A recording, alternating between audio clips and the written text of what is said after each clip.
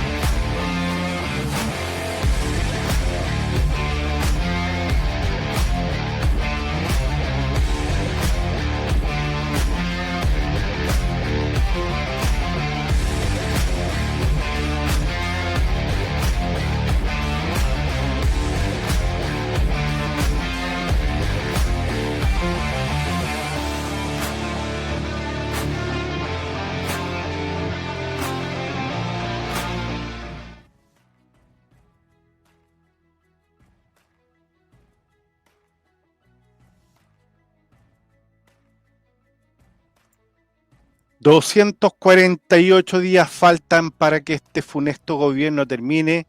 Aguanta Chile que se puede. Tenemos un pequeño grupo de panelistas. Cuando ellos están separados se portan muy bien, pero juntos son dinamita.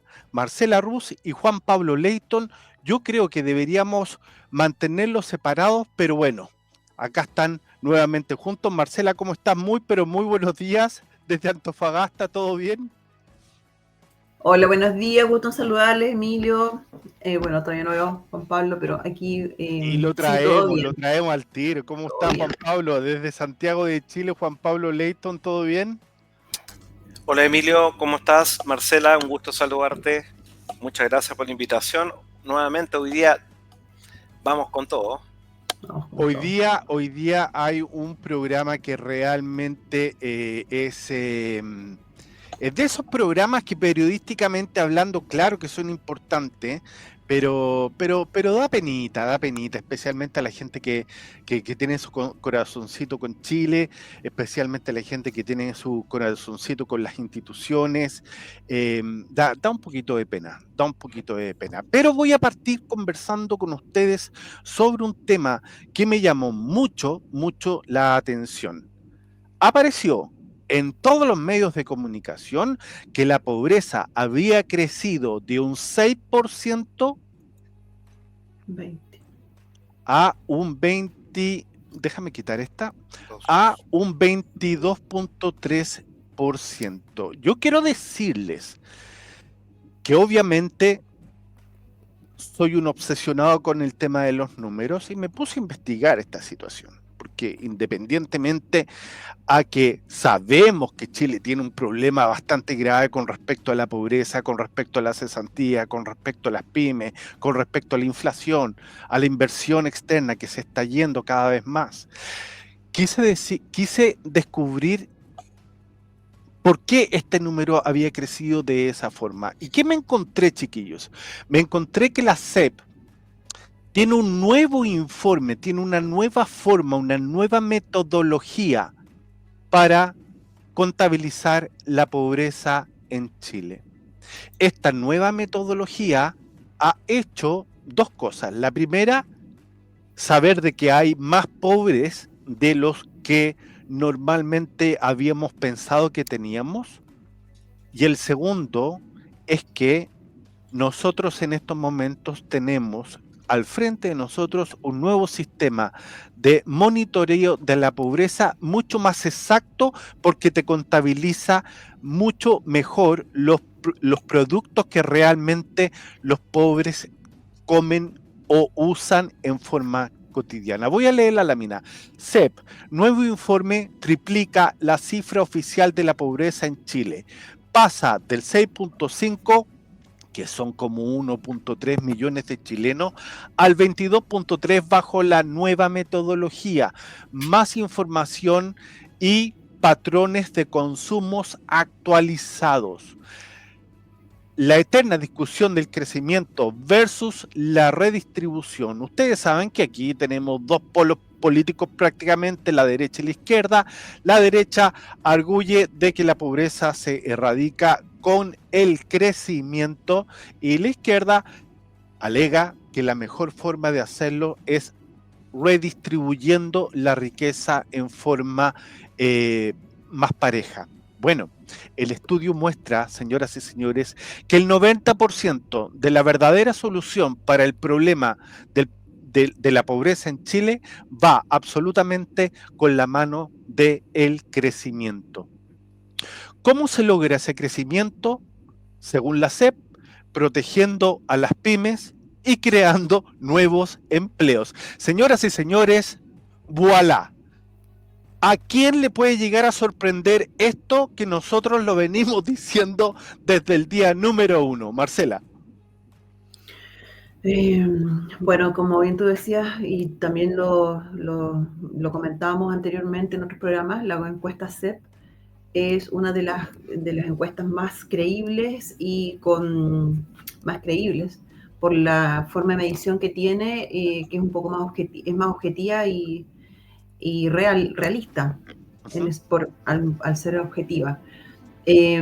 Mira, se estaba viendo que las cifras, uno lo percibía sin ser experto en encuestas, sin ver tantos números, sino que en lo cotidiano, cómo han cambiado los precios, cómo han subido en realidad los precios en el supermercado, especialmente lo que tiene que ver con la alimentación, que es lo más básico que se tiene que cubrir con los sueldos. Exacto. Y se han triplicado y eso y mucho más los alimentos. O sea, pasamos de una caja de huevos de 2.000 pesos a 8.000 y 9.000 pesos, por ejemplo. El pan de 700 pesos a 2.000 o cerca de los 2.000 pesos.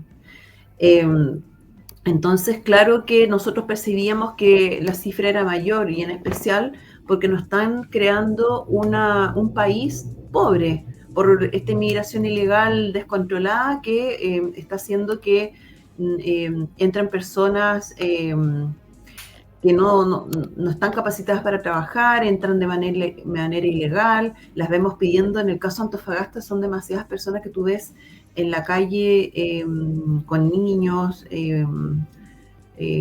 durmiendo, no sé cuánto se ha incrementado, pero es demasiado la cantidad de personas durmiendo en la calle. Después tienes que, no pueden acceder a un trabajo por un tema legal, por un tema también de documentación, por un tema de que no tienen la preparación, y tampoco nuestra gente puede acceder a trabajos. Voy a hacer un paréntesis, comentaba yo en mis redes sociales el otro día, esta semana, fui a una feria laboral, es decir, acompañé a unas personas a un reclutamiento masivo de 1.500 plazas de empleos de distintas empresas que ofertaban, y la cantidad de personas que llegaron era, pero yo creo que, no sé, 5.000 por lo menos. Entonces tú dices cómo, esa es una fotografía así sin cifras, pero que tú percibes, tú dices cómo en la región más rica de Chile, donde tenemos minería, donde tenemos, de aquí se saca la plata del royalty para distribuirlo en otras regiones, por ejemplo, el impuesto al royalty minero, que son, el año pasado fueron como algo de 1.600 millones de dólares más o menos, a distribuir. Entonces tú dices, ¿cómo ves tanto? O sea, aquí es donde debiéramos estar bien y ves un desempleo que es gigante. Y, y entonces, con ese tipo de percepción, más lo que tú ves en el supermercado, más lo que las personas comentan y tú lo que ves, la cantidad de personas que viven en pobreza, el aumento de campamentos, todas las personas que viven en esa situación, tú dices, claro, la cifra del gobierno no cuadra. Aquí estamos ante una crisis que no veíamos más o menos, y yo podría decirlo en el ámbito de desempleo, yo diría más o menos, no tanto, pero algo así como de los años 80, que yo creo que no veíamos una, una, una pobreza como de este nivel, con estos números. Y, y se debe justamente a eso, a la inmigración ilegal, a todas las políticas anti-empleo, anti-inversión, ampliar empresas, las trabas que se ponen de manera ambiental, por ejemplo. Hay una empresa que está detenida hoy día en Tarapacá, que es Kiborax, una de las empresas a nivel latinoamericano más grandes de producción de bórax, y está parada esa planta desde septiembre del año pasado hasta marzo. Se hizo una nueva prórroga, y ahí por un tema ambiental, es decir, estamos perdiendo empleos, y evidentemente eso se traduce en la pobreza, en la falta de tener cómo comprar el pan, el sustento mensual y el pan día a día. Me cuadra perfectamente, Emilio, a la pregunta. Quiero escuchar la opinión de Juan Pablo, porque yo creo que se va a complementar directamente con lo que estás diciendo tú. O sea, yo encuentro que estamos totalmente de acuerdo los tres en lo que está pasando, que es un tema gravísimo y que se veía muy manifiestamente, especialmente la pobreza en las calles. La gente no solamente está viendo inmigrantes viviendo en carpas, en las plazas de las esquinas de algunos ciudades, están viendo chilenos, y no están viendo personas solas, adultas, están viendo gente con familia, con niños. Eso hace 15, 20 años en Chile era impensado. Juan Pablo. Me parece que estos datos de la CEP son perfectos. O sea, me parece muy bien que esto esté pasando y que la CEP diga esto, porque yo te digo que dato mata relato. Desde el año 1990 al 2017, la disminución de la tasa de pobreza fue del 91.9%. Hasta el 2017. ¿Qué quiere decir esto? 2018, ¿qué pasó? Estallido. De ahí se instauró el gobierno de Boric. Y desde ahí empezaron a comenzar las tasas de pobreza a aumentar. Yo te digo que esto es inaceptable. Yo digo, y también las tasas de pobreza, por ejemplo, ¿dónde se acrecentaron más? Se acrecentaron en la parte sur y en la norte, con una diversidad de pobreza. O sea, no solamente la pobreza económica en el norte, sino pobreza de educación, pobreza en distintas ramas de trabajo, de educación, que también se pueden medir, ¿no? No solamente en dinero.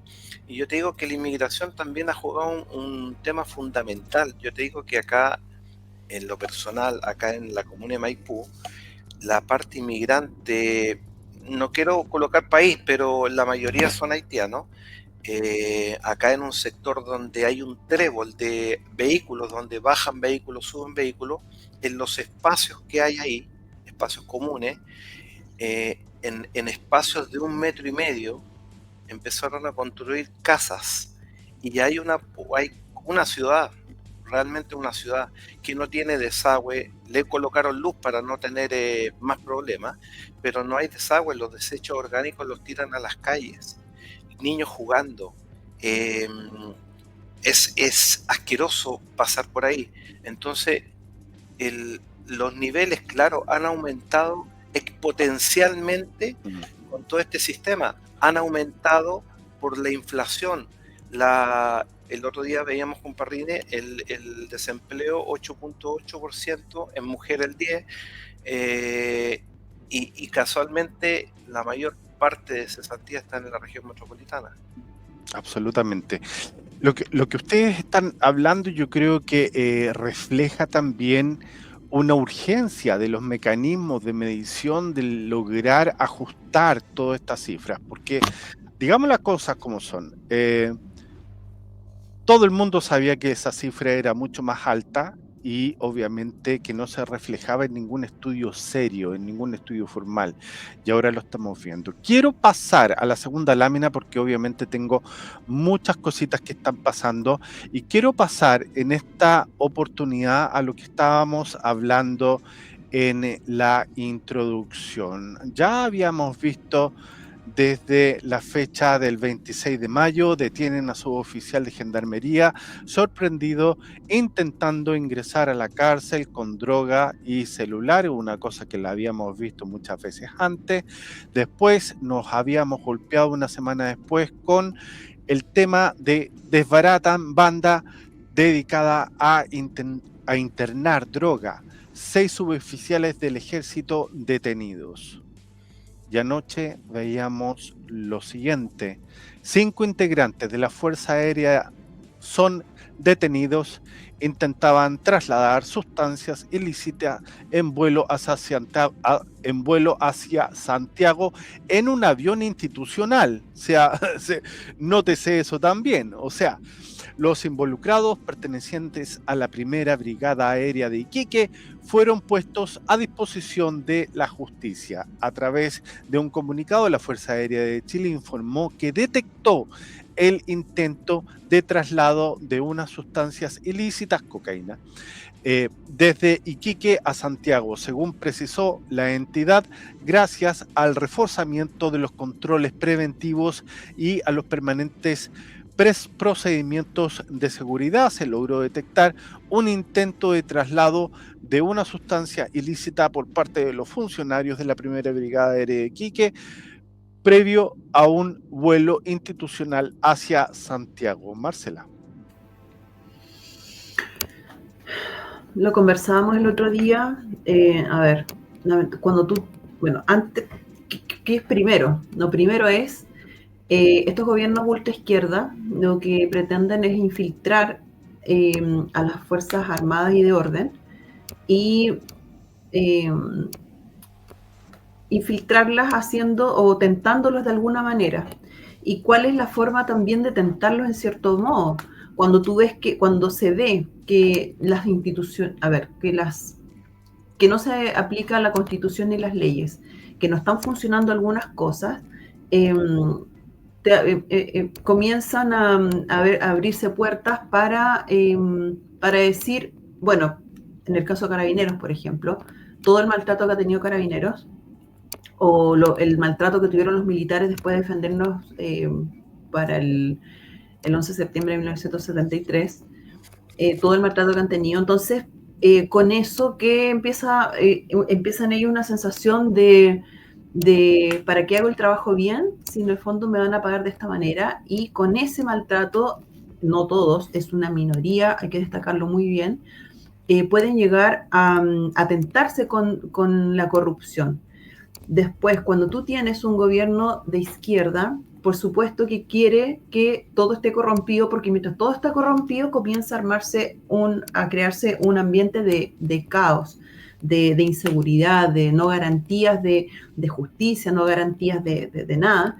Y es ahí cuando ellos pueden empezar a instalar muy bien todo su sistema que ellos es a lo que quieren llegar. Una nueva constitución, instalar a su gente en los cargos más, en cargos estratégicos, empezar a hacer toda una corrupción ya más para una toma de poder, y dar los pasos previos para una toma de poder ya más grande, por ejemplo, con corrupción, con algún tipo de robo hormiga, pasa, pueden querer perpetrarse en el poder y arreglar elecciones con mucha plata, mala vía. Entonces, ¿qué pasa con esto? No hay garantías, lo que hemos comentado, no hay garantías en este momento de saber quiénes puedan estar implicados en temas de narcos, ser cercanos tal vez, no sé si a carteles, probablemente, quienes dejan pasar la droga. Hemos comentado que también aquí puede estar aduana, aquí puede haber jueces, aquí puede haber fiscales. En estos momentos, bueno, y lo que hemos visto lamentablemente, algunos funcionarios que han empañado a las instituciones de Fuerzas Armadas y de Orden. Entonces, esta corrupción se empieza a armar, empieza como una bola de nieve si no se detiene, y en estos momentos no se detiene de forma ejemplar, por lo cierto. En este momento no se detiene porque no hay intenciones de que así pase.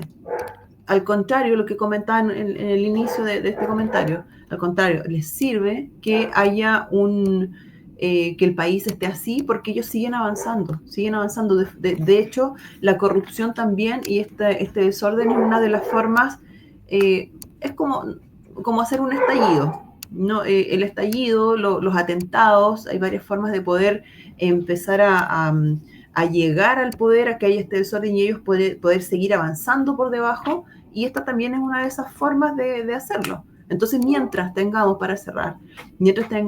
a un líder con una cabeza, digamos la cabeza podrida como un pescado, tú tienes un pez, la cabeza, si se pudre la cabeza, se pudre el cuerpo, que el cuerpo seríamos todo y nuestro país, no vamos a poder tener garantías de que todo funcione bien y no haber Estado de Derecho. Al contrario, de hecho estamos viviendo en estos momentos en un Estado fallido donde no hay garantías constitucionales ni tampoco de las leyes para las personas, para todos los chilenos. Absolutamente. Juan Pablo. Me quedo dando vuelta de todo lo que dijo Marcela, que fue bastante extenso y para todos lados.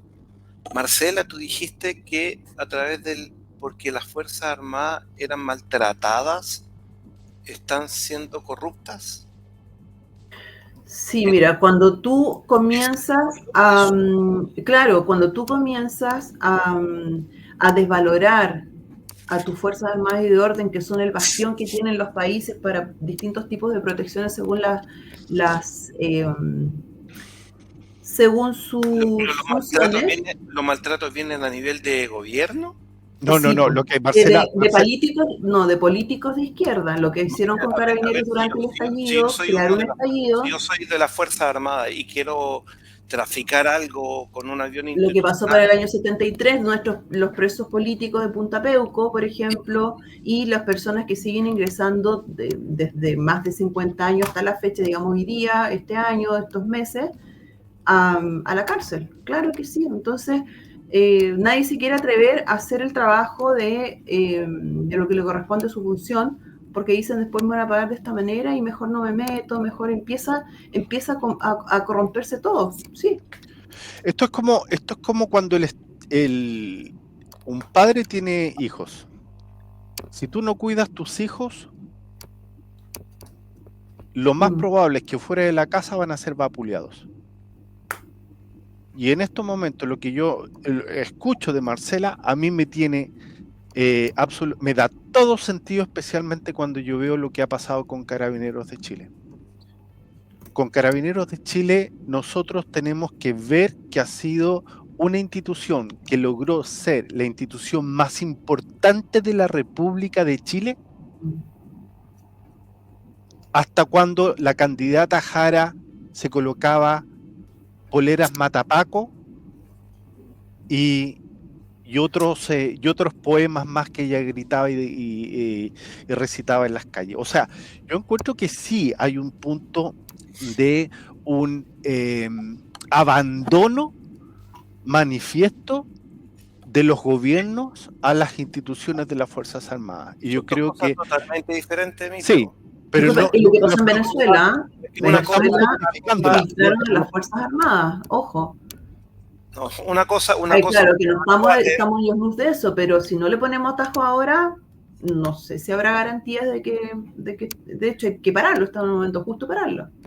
Una cosa es que se maltrata a la gente y otra cosa es que tú quieras hacer algo ilícito. Yo tengo gente conocida en la Fuerza Armada, tengo gente conocida en Carabineros, en PDI, en todos lados, y no porque los maltraten van a empezar a hacer tráfico de cosas ilícitas. Es Se que los propicia, maltratan Juan como, Pablo, se propicia.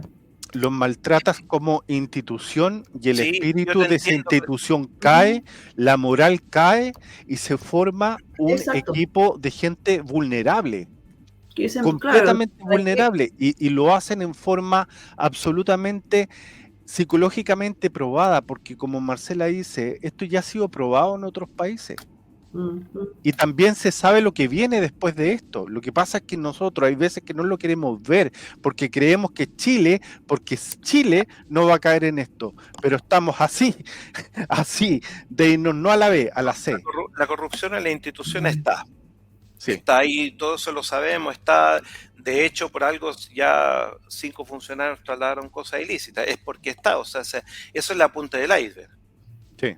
eso tengámoslo claro.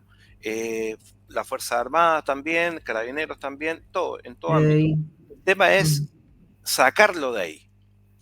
Inmediatamente y ejemplarmente, porque si tú no lo haces ya y con un escándalo y con una, o sea, tiene que ser muy drástico lo que tú, y que realmente se vea una condena, porque hemos visto casos de corrupción donde hay meses de prensa, meses de distintas noticias que siguen aumentando y confirmando esa corrupción, y después hemos visto personas sobreseídas.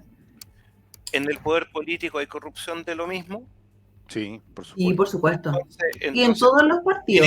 Ministros de defensa, ministros de esto, entonces partamos de la cabeza, ¿no? También los ministros, como tú dices, claro, Juan Pablo, recordemos que los jueces de Rancagua, que fue uno de los primeros escándalos que vimos, y yo lo he mencionado de la forma que lo voy a comentar, fue uno de los primeros casos que vimos corrupción, algo que nunca nos hubiésemos imaginado, jueces protegiendo a narcos y recibiendo pagos por eso, ¿cierto? Y habían políticos, recordemos como tú lo mencionas, políticos relacionados con algunos de esos jueces. ¿Y qué pasó después? Era un escándalo, era una bola de nieve que ya íbamos a empezar a ver los políticos con nombre, apellido, y se suicida supuestamente uno de los jueces, se suicida, digo, porque no lo vamos a ver, a muchos nos queda la duda, y después llegó el estallido, después la pandemia, y eso se borró completamente. Entonces hoy día, si alguien dice, no, hoy día, a ver, si yo pregunto, ¿hay garantías hoy día de que no existan más jueces de Rancagua en todo Chile y que eso fue algo escandaloso, que fue algo inesperado, algo que nunca nos hubiésemos imaginado y ya no hay más? Yo digo que no hay garantías bajo esta administración. Tenemos rota la cúpula. O sea, pero es que la cúpula está rota de más de una década. O sea, discúlpame, hemos encontrado corrupción en el ejército, hemos encontrado corrupción en Carabineros, que se llamó Paco Gate, creo, hemos encontrado, y todo eso viene de la cúpula. O sea, lo que estamos viendo ahora, que lo que debería haber separado desde la cúpula no se ha parado y ha caído como cascada, y en estos momentos estamos viendo a suboficiales, a oficiales, a sargentos, a subalternos, a subcomisarios en el caso de investigaciones que realmente están reflejando hechos que han pasado desde la cabeza hacia abajo. Yo creo que el canastito de la famosa manzana, cuando dicen que hay que sacar la manzana podrida antes de que se pudra el cajón, o no se sacaron las manzanas en forma rápida y categórica, o se empudreció todo esto en una forma tan rápida que no nos hemos dado cuenta, pero tenemos todas y cada una de las instituciones del Estado de Chile completamente penetradas por grupos del narcotráfico. Quiero cambiar de tema, tengo más noticias, tengo más temas de corrupción, tengo más temas que han golpeado la opinión pública. ¿Alguien quiere decir algo más con respecto a esto o movemos página? Que son los mínimos, yo diría que hay que destacarlo mucho. Es el momento preciso de que sea ejemplar el castigo, la condena, la formalización, y que son los mínimos. Y por eso mismo hay que cortarlo acá, hoy día. Yo voy más allá, yo diría, hay un cartel ¿Ya tenemos instaurado un cartel en las Fuerzas Armadas? No, yo creo que no hay uno, hay No, no, no, varios. yo creo que no, no, no. Yo creo que hay Yo le varios. digo Yo también mínimo, creo que hay mínimo. varios. Yo te digo que este tema de los 5 funcionarios yo creo que es un poco más arriba. Sí. Segurísimo que esto viene de más arriba y yo creo que lo frenó el general. Dijo ya, Oye, sí, el pero es general que, fue el que dio a Del Piano fue la información. Po. oye, pero es que estamos hablando de una Sí, maleta pues. en un vuelo de la Fuerza Aérea. O sea, no estamos hablando de que contrataron un camión y que metieron las bolsas entre medio Ah, de los repuestos. Estamos hablando de una valija. ¿Y qué Una necesitan? valija ¿Qué de... necesitan los carteles de droga? ¿Ah? ¿Qué necesitan los Exacto. carteles de droga? Trasladar su mercadería. Y una de las fuentes que menos se fiscaliza es la Fuerza Fuerza Aérea. Armada. Claro, exacto. ¿Saben qué? Voy a comentar algo muy cortito. Dale. Estoy pidiendo hace 2 meses, por ley de transparencia, el costo de todos los viajes del presidente Boric. 30 millones cada uno. No, mucho más, no, al extranjero, y sobre todo lo que quiero saber con esto es porque él ha venido demasiadas veces a Antofagasta. Estoy pidiendo los costos y todo. Traficando. Ahí no me lo envían y una de las últimas me contestó después de 2 meses, Secretaría de Gobierno, y me contestó la Fuerza Aérea, lo cuales son los costos. El presidente Boric ha viajado muchas veces a Antofagasta, más que otras regiones, y también en aviones de la Fuerza Aérea. Y bueno, eso, me estaba acordando. No me han respondido. Pensemos que va a solucionar el problema Antofagasta. Po. La dejamos dando bote. Sí, desgraciado. La No, dejamos se dando han bote. corrido Bueno, demasiado con eso. cambiemos de tema. Cambiemos de tema. Vamos a sacar este tema de la Fuerza Aérea, que obviamente que no tenemos grande información porque ha pasado hace pocas horas, estamos a domingo en la mañana, van a seguir algunos detalles, alguna información adicional con respecto a esto. Vamos a ver qué es lo que sigue con la investigación. Quiero ir ahora a un tema que también estábamos hablando con Juan Pablo antes de comenzar el programa y que creemos que es de la suma gravedad. ¿Por qué es de la suma gravedad? Porque hay veces que nosotros estamos hablando de que hay instituciones que se encuentran casos de corrupción y que nosotros naturalmente decimos, oye, pero que los limpien, oye, pero que los saquen, que le hagan un sumario a todo, que los echen, que los...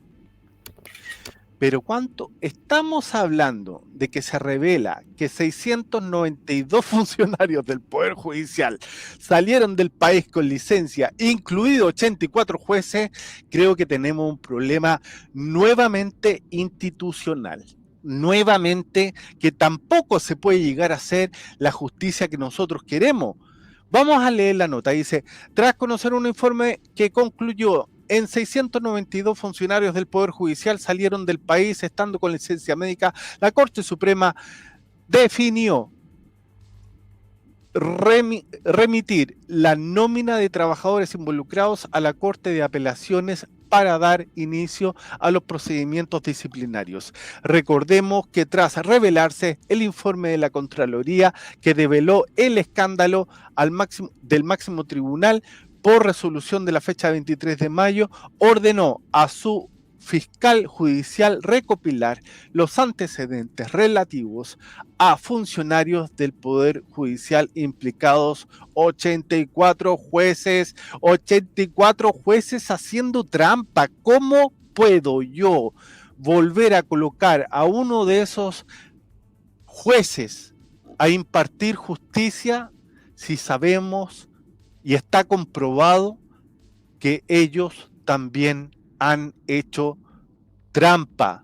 Magistrados califican de máxima gravedad eventual mal uso de licencias de 692 funcionarios del Poder Judicial. Pido intervenciones cortas porque vengo con una bomba. Bueno, yo diría que esto es la punta del iceberg. Esto te refleja la manera de actuar de estos jueces. Es como una radiografía, porque si yo en lo pequeño, que entre comillas no es pequeño, es mucha plata, pero por hacer una comparación entre lo pequeño, que sería estas licencias, hacer mal uso de licencias o un engaño al sistema, actúo de esta manera sin ética, sin probidad, ¿cómo seré con temas mucho más grandes donde puede haber tentación, como lo comentábamos con los jueces de Rancagua? Eso. Juan Pablo. Sí, yo encuentro que esto es inaceptable porque... Tu audio se te está yendo, no sé por qué. Te estaba escuchando espectacular. Ahí, Sí, ahí, eso Perfecto. iba a comentar, sí. ahí sí, ya. Sí, perfecto. Ya, ok. Empezamos de nuevo. Yo encuentro que esto es muy inaceptable porque ellos no tienen un cargo de gerente, no tienen un cargo de, no sé, administrativo. Son jueces. Jueces que están haciendo valer las leyes, o sea, están... Mm. A ver, ¿cómo te lo digo? Se entiende, ¿no? Están... Abuso de tienen poder. Sí, claro, o sea, ellos tienen que determinar qué es lo que está bien y qué es lo que está mal según lo dice la ley.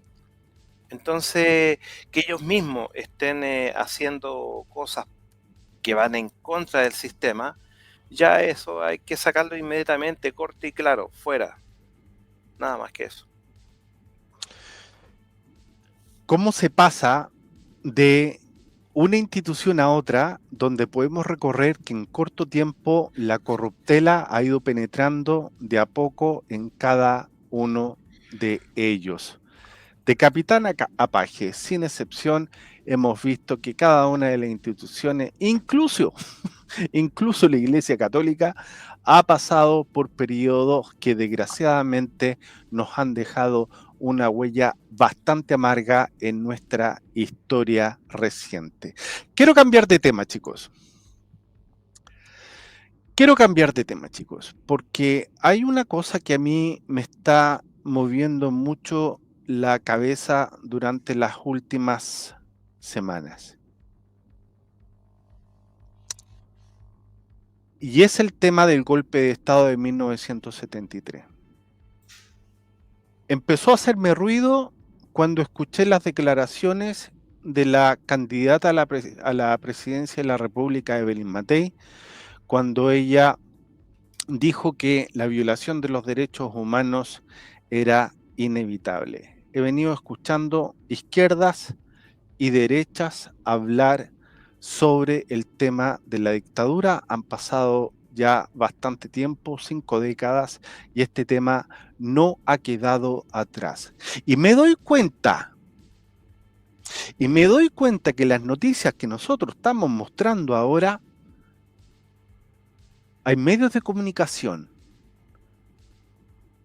que prefieren dejarlas de lado para rebrotar el tema del golpe de Estado, haciendo que la sociedad, o mejor dicho, los medios de prensa, dificulten el colocar los temas que realmente le están interesando en estos momentos a la gente, con el fin de volver y volver y volver al tema del golpe de Estado. Especialmente algunos periodistas de bastante reputación que vuelven con la misma situación en entrevistas a candidatos a la presidencia de la República. Escúchame. En noviembre del 2019 usted apoyó, salió publicado un inserto en favor del golpe de Estado del 11 de septiembre del 73. El pronunciamiento militar, sí. El golpe de Estado, ¿Cómo que? otros dirán pronunciamiento militar. O sea, usted lo sigue apoyando. Sin duda. Si se diera las mismas circunstancias, ¿usted apoyaría un nuevo golpe? Sin duda. Absolutamente. ¿Con todas las consecuencias? Con todas las consecuencias. ¿Con los muertos que...? Con todas las consecuencias. Lamentablemente, y eso es algo que tenemos que hacernos cargo, usted no puede decretar la vía armada como justificada para alcanzar el poder. Usted no puede organizar a 10.000 guerrilleros armados, Vox, del expresidente Frei.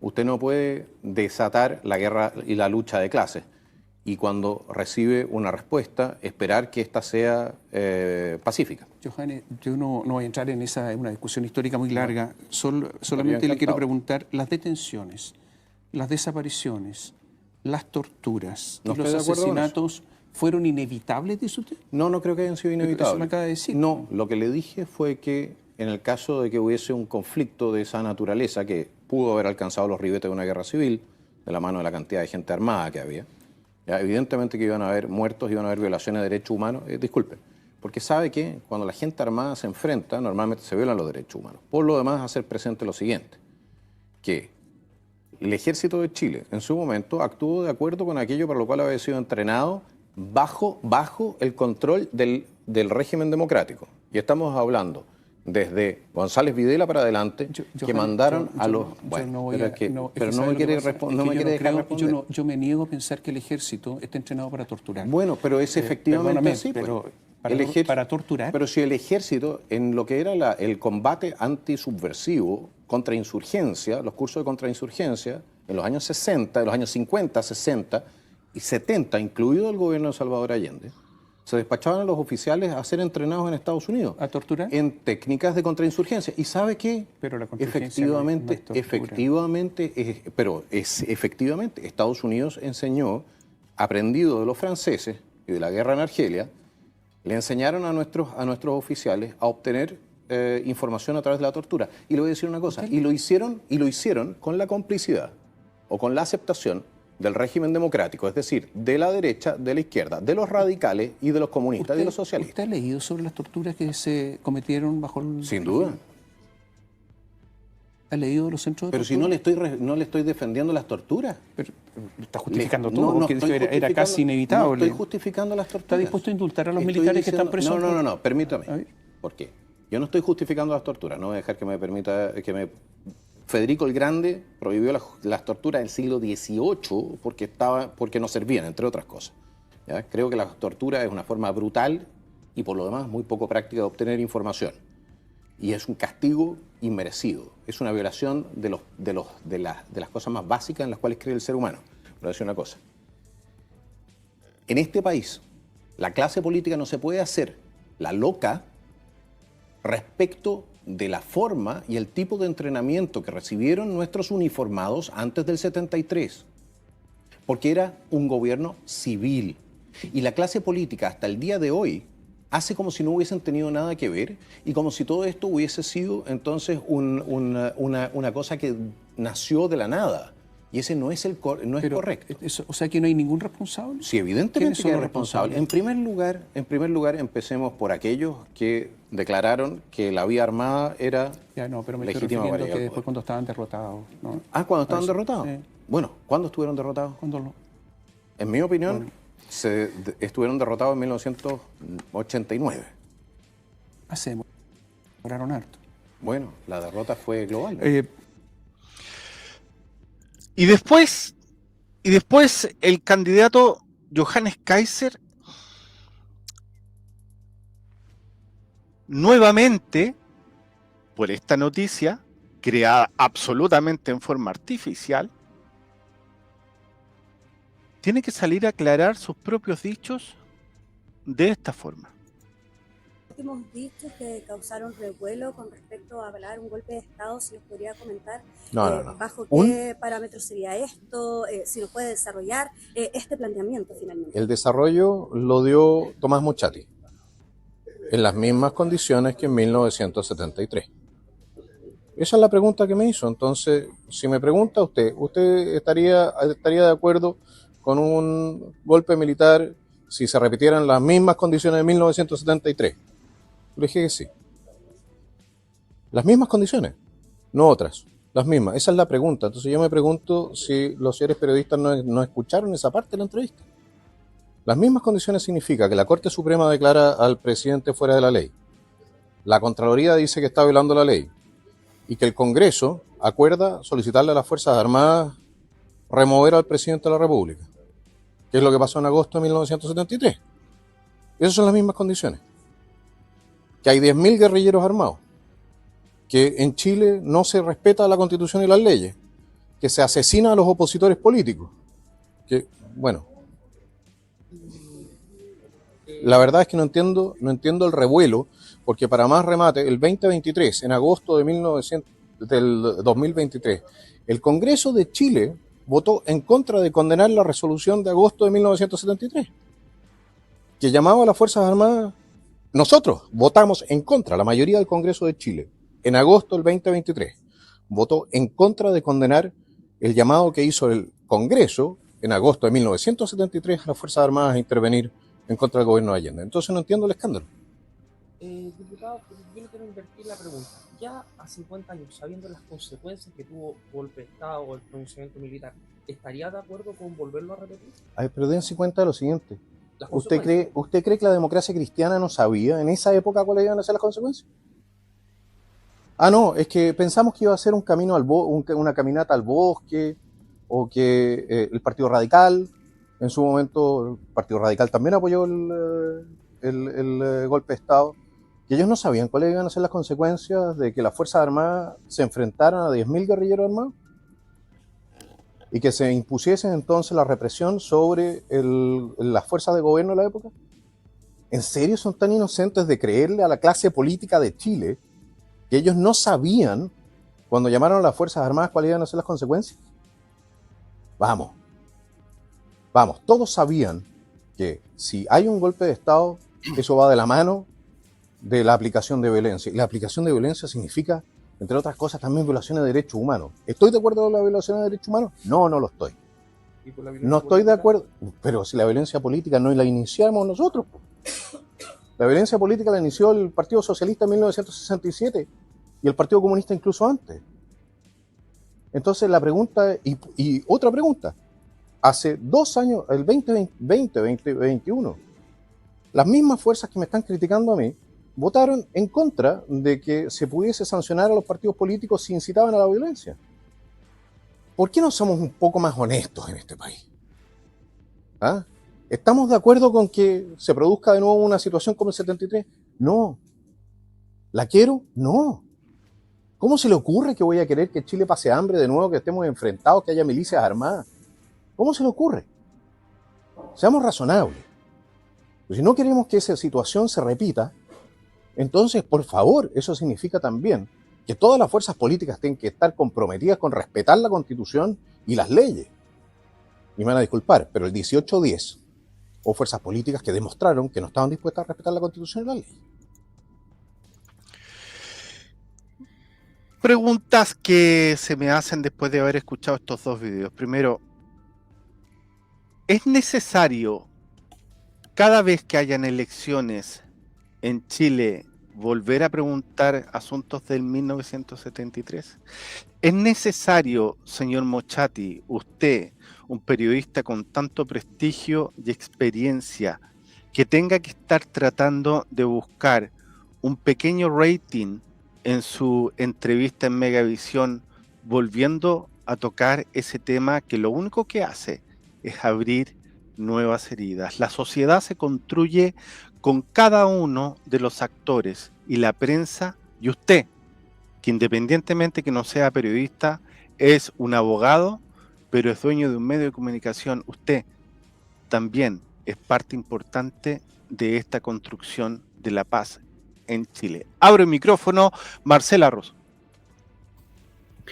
Sí, no es necesario a veces preguntar esas cosas, pero bueno, siempre se van a preguntar, sobre todo cuando tengan que ver con personas, candidatos de derecha que los relacionan a que son los culpables y que son de la línea de Pinochet, que la mayoría sí lo somos, y no candidatos, sino que apoyamos lo que el gobierno militar de Pinochet y los motivos por los cuales tuvo que tomar el control del país. Y bueno, ya es una pregunta que va a salir siempre, Emilio. Entonces, encuentro que respondió bien en este caso Johannes, y tiene razón. La mayoría no estamos de acuerdo con las torturas, por supuesto. Tal vez, no sé si será posible, detener a un ejército de personas organizadas para hacer como estas 10.000 personas o guerrilleros que se internaron. No sabemos si hoy día puede haber algo parecido, pero podría ser, no sé si se podrá detener con cárcel, con exilio, pero lógicamente si nos encontramos ante un enfrentamiento con AK-47, como fue en ese tiempo, o algo de esa manera, el ejército no va a poder responder con un escudo o con tomarlo detenido, digamos, los brazos de manera personal. Es algo que se da. Entonces, bueno, en resumiendo, coincido con lo que opina Johannes Kaiser sobre este tema del pronunciamiento militar, sobre el pronunciamiento militar, y no estoy de acuerdo con las torturas y estoy de acuerdo con él. Oye, Emilio, me parece extraordinaria la intervención de Johannes Kaiser. Claro, preciso. Si bien es cierto, el señor Moschati, está bien dicho, ¿no? Moschati, sí. Moschati. Yo creo que inteligentemente aludió a una manipulación emocional. ¿Qué quiere decir esto? Que sabiendo que ese tema es un tema muy delicado, sabiendo que Johannes Kaiser fue ex militar, y sabiendo, como tú bien dices, que yo no... Bueno, lo sigue siendo, porque él es reservista. Bueno, y sabiendo que Moschati no tenía por dónde ganar la entrevista con Johannes Kaiser, por ningún lado, porque Johannes Kaiser es una persona que es tan transparente y dice las cosas así, al hueso. Te gusta o no te gusta, es al hueso. Punto. Y es muy preparado. Yo lo escuché en la entrevista en distintos temas. Obviamente que no traje la entrevista entera, pero lo escuché muy preparado. A ver, discúlpenme. Yo esté o no esté de acuerdo con Johannes Kaiser, que es completamente diferente. Uno escucha los planteamientos y el hombre es clarito. O sea, es uno de los pocos que para Moschati, de la forma en que lo paró, para aclararle los puntos, los conceptos, y a mí no me vaya a venir a embolar la perdí y a cambiarme preguntas y a tratar de marearme, porque no, porque la cosa es así y así es como la veo, la analizo y la pienso. Y Moschati eludía la respuesta, obviamente. O sea, se vio que cuando ya le estaban dando la razón de la respuesta, no, ya cambiemos, no, pero hasta aquí no me llegamos. Hay otra cosa. Y lo hace con todos. Sí, y porque digo que hay un tema de manipulación emocional, porque mi hija, que 25 años tiene, me dijo, ¿viste que la cagó Kaiser? ¿Por qué le dije yo? No, porque la respuesta, porque él quiere un golpe militar. Entonces, ahí me di cuenta y le tuve que explicar que no era así, y vimos de nuevo la entrevista porque la gente escucha, pero no sabe escuchar. Pero no entiende, es como la comprensión de lectura, sí. ¿Me entiende? Entonces, lo tuvimos que ver de nuevo y analizar el tema. Y ahí te das cuenta que frente a toda esta juventud que hay, y como son muy sensibles ahora los millennials, frente a muchas cosas de corrupción, muy sensible a la tortura, muy sensible a todo lo que le pasa al ser humano, son muy manipulables por ese lado de la parte emocional. Entonces, todos ya estaban en contra de Kaiser, así como ¡pum! ¿Me entiende? Entonces, eso fue un golpe súper bajo que hizo el Moschati con respecto al candidato. Yo creo que la respuesta fue muy buena, pero no debiera haber hecho una entrevista de actualidad, de política y de los casos que hoy están afectando a Chile, no hace 50 años atrás, hoy día, y son muchos, y más importante que lo que ya pasó hace 50 años, que ya está diluido dentro del consciente de cada chileno. Esto de crear realidades, esto de colocar temas en la agenda y obviamente que también hay una especie de abuso de poder, porque él tiene poder. Moschati es una persona que tiene poder en el cuarto poder del Estado, que es la prensa. O sea, estamos hablando que el hombre lo que diga en su radio te lo están escuchando 3,5 o 4 millones de personas en la mañana en directo, por distintas plataformas, por radio, por YouTube, por la misma página web que él tiene.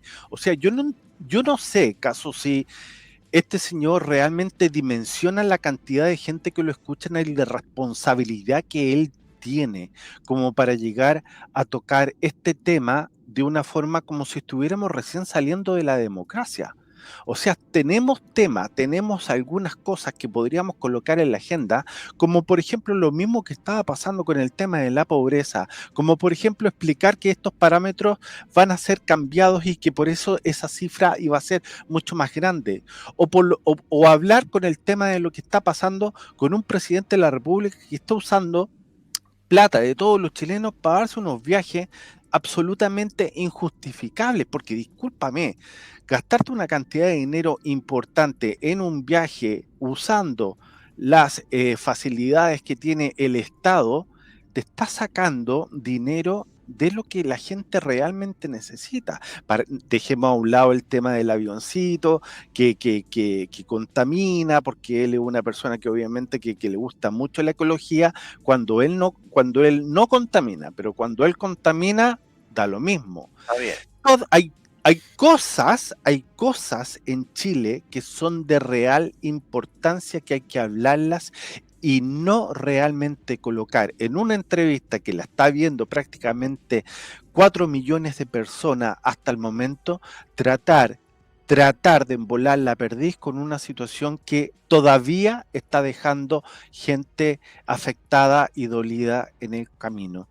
Quiero decir que en estos momentos estamos empezando a enfrentar una elección presidencial y parlamentaria, pero principalmente presidencial, en la cual viene una nueva generación y que yo no sé si el señor Mochati realmente entenderá que la mayoría de la gente que va a votar en la próxima elección, este tema no los toca.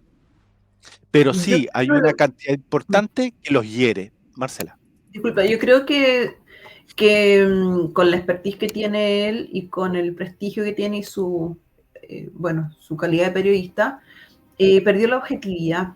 Porque yo creo que la pregunta la hizo, sí. Simplemente yo creo que no le gusta, no es de su agrado, porque esa pregunta la podía haber obviado para dar paso a otras preguntas más inteligentes o de mayor peso. Yo creo que no es su candidato, eso pienso. Wow. Por eso lo hizo. Pero ahí Mochati se cae porque perfectamente no está siendo objetivo en una entrevista pluralista. Técnicamente Mochati se cayó. O sea, mejor critiquemos a Mochati ante la excelente respuesta que dio Kaiser, que nadie entendió. ¿Y usted qué piensa, señora? ¿Y usted qué piensa, señora? ¿Vale la pena seguir tocando estos temas donde sabemos perfectamente qué es lo que piensa el señor Kaiser? ¿Qué es lo que piensa la señora Matei? ¿Qué es lo que piensa la señora Jara? Déjelo en la casilla de comentarios. Chicos, quiero agradecer la participación de ustedes en el programa del día de hoy y los dejo completamente invitados para que vean la programación del Monedero Lleno en vivo durante la semana y otro capítulo de Paren el Web la próxima semana, el día sábado. Un abrazo, que estén bien. Súper, nos vemos. Chao. Marcela. Chao, Emilio. Chao.